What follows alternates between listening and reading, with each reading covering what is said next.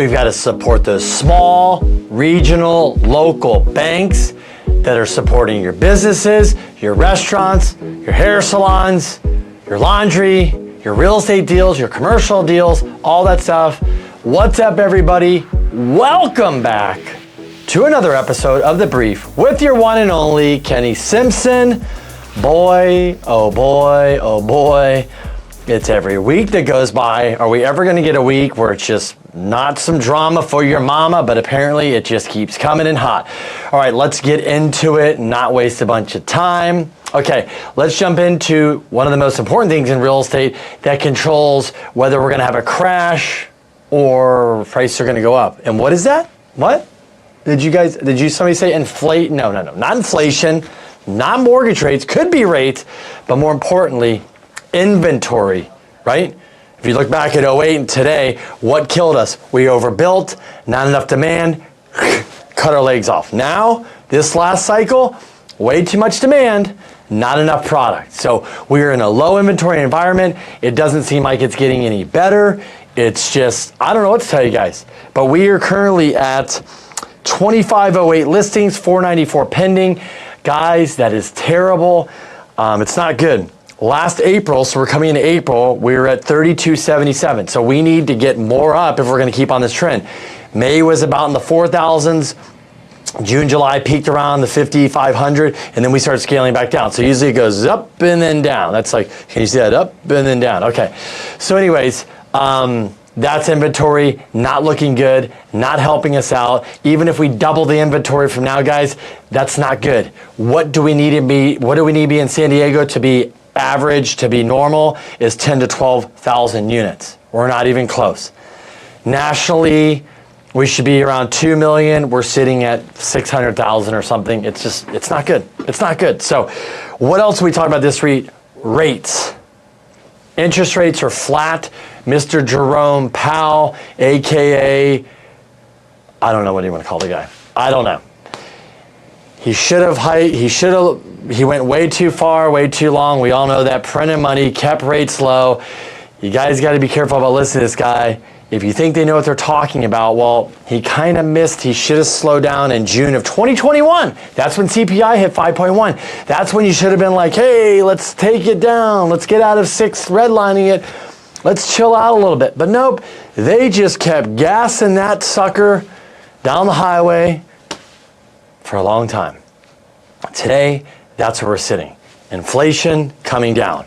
Rates, they are coming down. Inventory, you're not going up. So rates remaining flat. I think they're going to continue to go down. Jerome Powell, a lot of people say do not raise. The 50 basis points is off the table. Do not raise 25.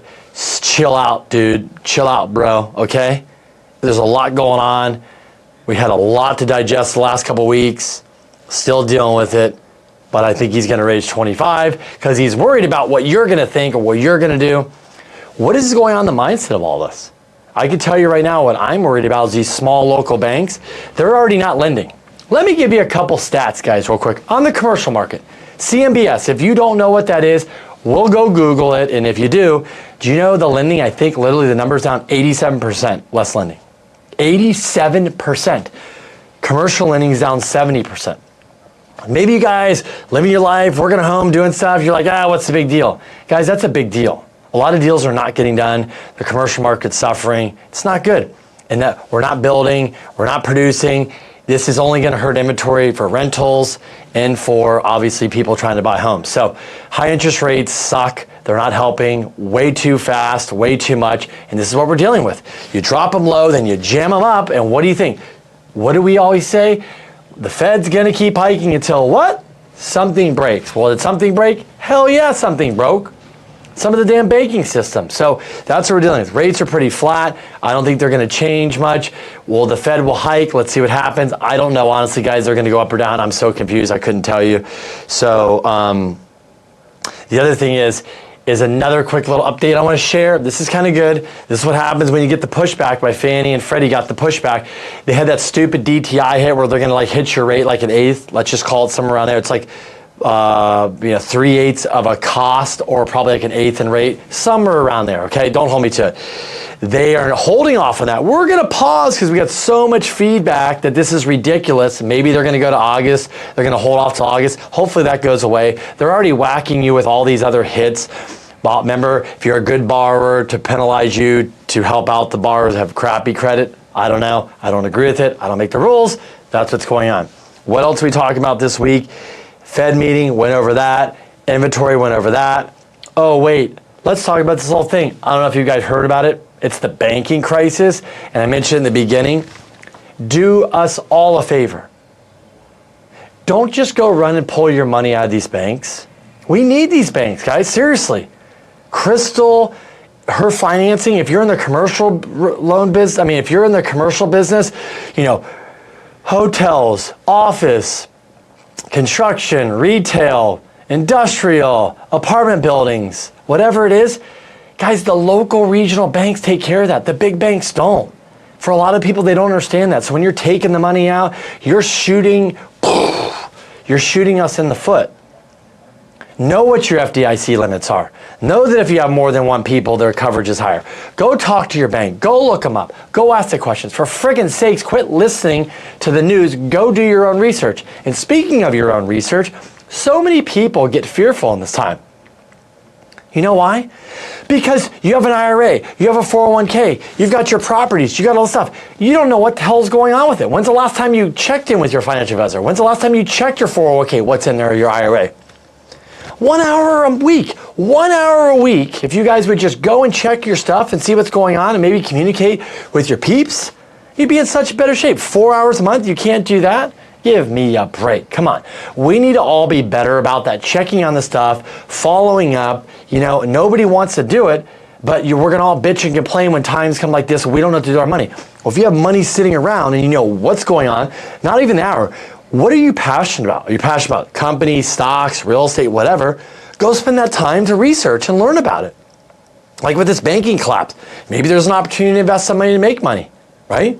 Maybe you want to go with more conservative, a bigger bank, sure. But if it's down 50% or 40%, if you put some money and it goes up, don't you just make money? Exactly. But if you don't know what you're doing, you don't have the confidence, how are you supposed to know what you got to do? You have to spend time, whether you're young, middle-aged, or older, on what's going on so you know how to invest your money. If you have money. And if you don't have money, well, heck, when you get it, how are you going to know? So, where's the good podcasts? Where's the good interviews? Where's the good blogs? Where's the good emails? There's so much good information that's free out there. It's unbelievable.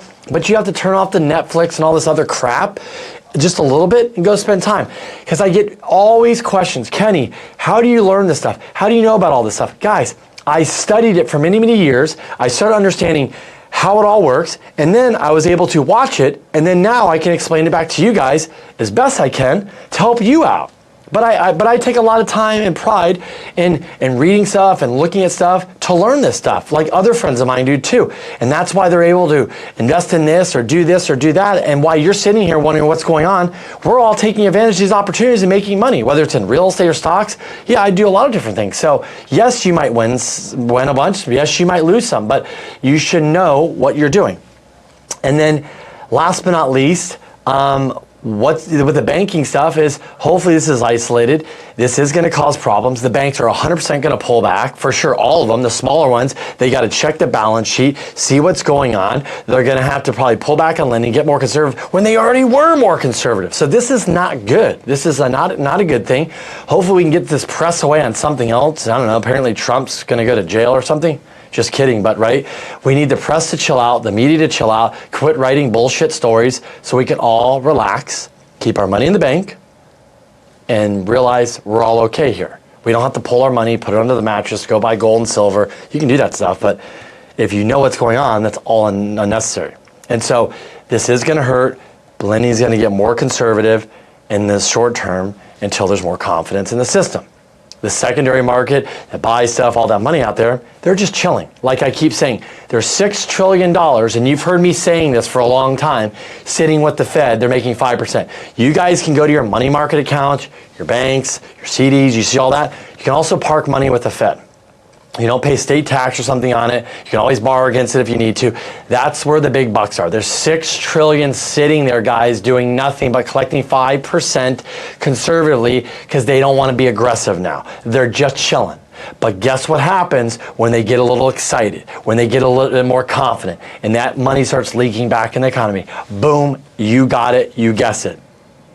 Things turn on, stuff starts happening, that's money in the system. But that money is not gonna come in when all this shit's going on right now because they're earning 5% with zero risk, just chilling. And if they need it, it's locked up, they can tap into it. So that's what I got to shoot for this week. I do appreciate you guys watching. Always appreciate the feedback, the comments, everything. If there's anything you want me to talk about, hit me up. But otherwise, hey, send this to somebody, email it to somebody that might like it. Seriously, appreciate it. Send it to somebody. You know, maybe they'll get a kick out of this. Maybe they'll learn something. But anyways, until next week, what are we watching? Inflation, jobs, rates, inventory, and we'll keep watching the banking. Until then, have a great week. See you guys then.